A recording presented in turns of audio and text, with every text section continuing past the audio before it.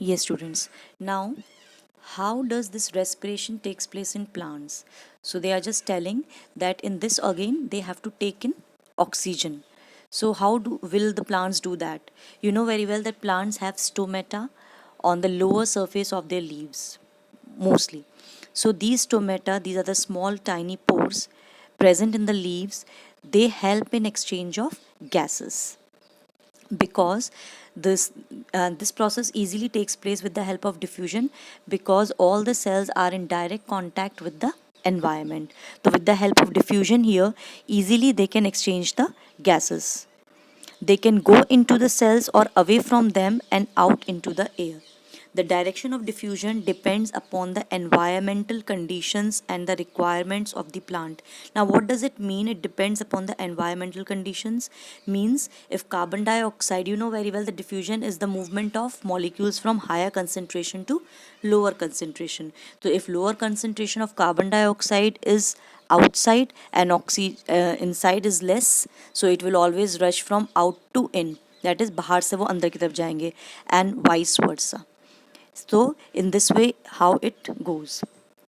At night, when there is no photosynthesis occurs, carbon dioxide elimination is the major exchange activity going on. You know, respiration and photosynthesis go side by side in plants.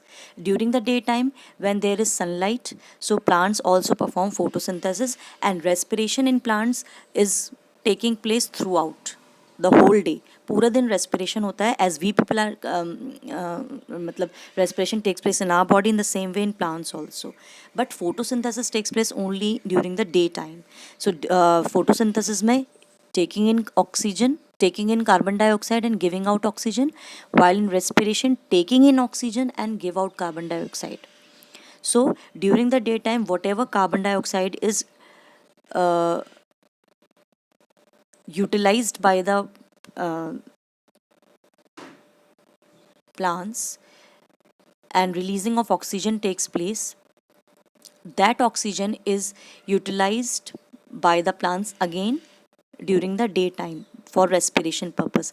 But at night what happen, because there is no photosynthesis process takes place, so they do not release oxygen, only respiration process takes place at the night time, so carbon dioxide is released only during the night time. So this is how it goes. See, it is written also, at night when there is no photosynthesis occurring, carbon dioxide elimination is the major exchange activity going on. During the day, carbon dioxide generated during respiration is used up for photosynthesis.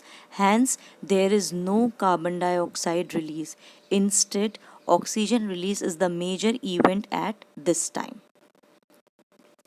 Animals have evolved different organs for the uptake of oxygen from the environment and for getting rid of the carbon dioxide produced.